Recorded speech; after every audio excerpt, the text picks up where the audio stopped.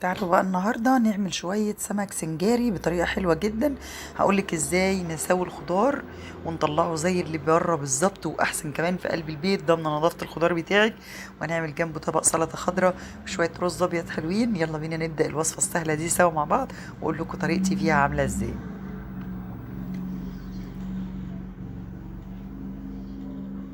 كفاية انك ضامنة الخضار موجود معاكي في قلب البيت يطلع بمنتهى الجمال كده زي ما احنا شايفين. وصفة بسيطة وسهلة. السمك الماكريل ده من الأسماك المفيدة جدا اللي لازم يبقى موجود على سفرتك مرة أو مرتين على الأقل في الأسبوع. تعالوا بقى نبدأ الوصفة سوا مع بعض. بصوا الرز الأبيض بتاعنا عامل ازاي، مفلفل وجميل جدا. في ناس بتحب تعمل رز بشعرية جنب السمك، وفي ناس بتحب تعمل الرز أبو بصل، بس السمك السنجري بالأخص أنا بحب أعمله رز أبيض لان بيبقى فيه خلطه كده، بتاخدي الخلطه دي وتحطيها على الرز. تعالى اقول لكم بقى الخضار اللي انا استخدمته ايه. معايا بصل وطماطم وجزر وفلفل، وكمان شويه بقدونس على كرفس. تمام. الكرفس من الحاجات المهمه جدا بالنسبه لي في قلب التتبيله بتاعه السمك او الحشوه بتاعه السمك السنجاري، بيدي طعم وريحه حلوه جدا، وكمان فايدته كويس. هبتدي بقى اقطع الخضار بتاعي كله. الحاجات دي الخضار ده بيبقى موجود في قلب السمك بره، بس احنا ما بنبقاش ضامنين غسيله. عشان كده انا بقولك النهارده اعمليه بطريقه حلوه في قلب البيت وسهله كمان واقتصاديه، لان كلنا عارفين ان شوي السمك بره دلوقتي بقى سعره مبلغ وقدره.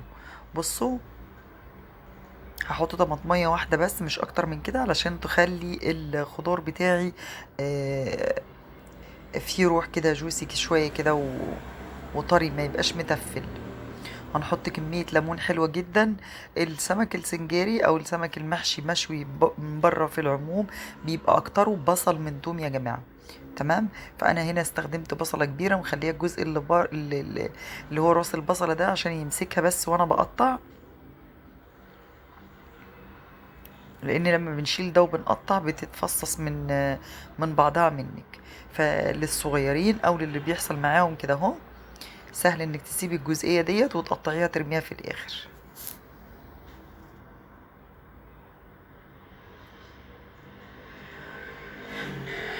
حطي بقى التوابل اللي انت بتحبيها على السمك، قدميه بالطريقة اللي انت عايزاها. انا شخصيا بحب السمك ده قوي. بصوا الجزء اللي هو بتاع الراس ده بقى بيتشال بقى كده وكده، ما فرطتش منك وانت بتقطعي. انا قصدي ان انا اقطعها تقطيعات كبيرة علشان خاطر الخضار ما يبقاش مهري، تحسي بيه وانت بتاكليه، لان السمك من الحاجات اللي ما بتاخدش وقت في قلب الفرن ولا في التسوية عموما يعني.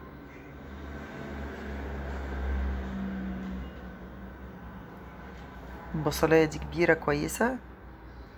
هقلب بقى كل ده. انت لو عايزة تحوشي من ده تشيلي من ده جزء للسلطة، انت كده اوريدي قطعتي سلطة بالمرة. تمام. هاخد بقى الفلفل الحامي و3 فصوص من الثوم، وهاخد كمية الليمون اللي موجودة دي اعصرها كلها. لو عايزة تستغني عن الفلفل الحامي مفيش مشكلة، تقدري تحطي فلفل رومي معاه، بس الفلفل ده اللي هو لا بين الحامي والبارد اللي هو الكبير اللي بيبقى موجود في السوق ده. هحط ايه بقى؟ حطيت بابريكا وحطيت كمون وكزبرة ناشفة وحطيت ملح. لو عندك توابل سمك وعايزة تحطيها هتديكي برضو طعم حلو جدا. هحط كمية الليمون اللي موجودة عندي.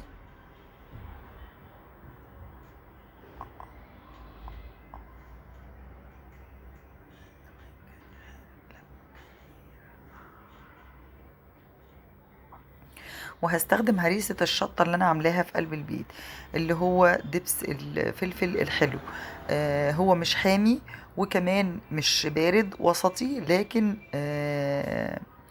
بيدي طعم حلو جدا للسمك وللتتبيلات في العموم. عملتي فيه بيه بتنجان، عملتي بيه بابا غنوج، حطيتيه في تتبيلة سمك زي ما احنا شايفين كده، في خلطة تتبيلة بانيه.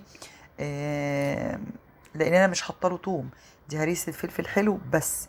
ودي فايدتها ان انك ما تحط لهاش توم. بتتسوى على البوتاجاز كده بعد ما تضربيها في الكبه، ويتحط لها شويه زيت وتتشال في قلب التلاجة، بتقعد معاكي فتره طويله جدا. وانا عملتها معاكم اكتر من مره سوا مع بعض. لما بتحط لها توم بتأيديها في استخدامها للحاجات، لكن لما بتتساب كده بتقدري تستخدميها في كل الحاجات اللي انت عايزاها. حطيت كمان شوية زيت كويسين، يعني مثلا ربع كوباية من الزيت، وهبتدي بقى اقلب السلطة الجميلة دي او الخضار الجميل بتاعي ده كله اللي انا هوزعه على السمك. وقت السمك مش هيكتر في قلب الفرن عشان ما ينشفش معاكي، وفي نفس الوقت الخضار هيبقى مغطي سطح السمكة كلها، فبرضه مش هينشف معاكي. بصوا الخضار طبق تمام تحفة، يعني تقدري تستخدميه سلطة لو انت حابة.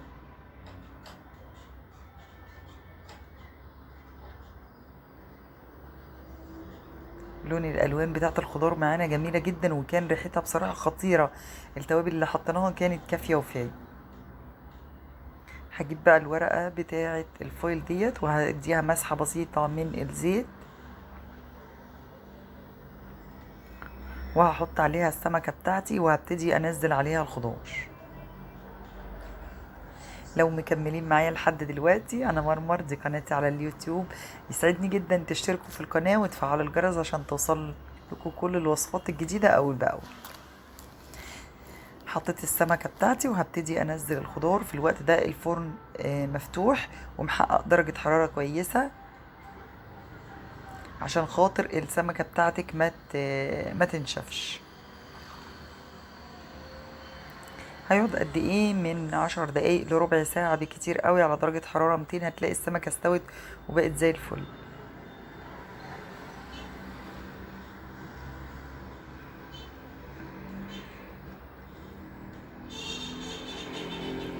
هلف بقى الحروف بتاعة الفويل دي كده على حرف السمكة، وهبتدي احطه في الصينية او في الصاج اللي انا هدخله فيها في الفرن. كده ادي التانية كمان، احط الاتنين عكس بعض. وزي ما قلت لكم التسوية بتاعة الفرن اللي اتفقنا عليه. بصوا شكلهم تحفة تحفة خرافة. هو اصلا مش محتاج سلطة خضراء، بس السلطة الخضراء ضروري جدا مع السمك. تقدروا تعملوا سلطة طحينة او بابا غنوج كمان زي ما انتوا حابين. هنقدمه بقى جنب شوية رز ابيض كده، وكده يبقى الغدا في اقل من نص ساعة كنت مجهزة الغدا بتاعك. وجبة كويسة جدا فيها كمية خضار حلوة للولاد كمان، سعرها مهاود لانها معمولة في قلب البيت. ده كده السمك بعد ما طلع واستوى.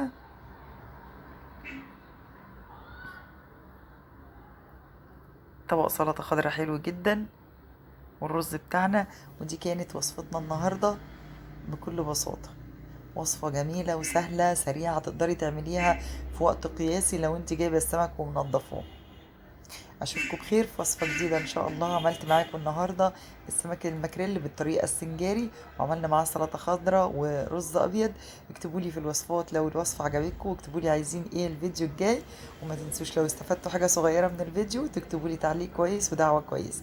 اشوفكم بخير. كانت معاكم مرمر محمد من ميرو في المطبخ، كوين اوف ذا كيتشن. باي باي.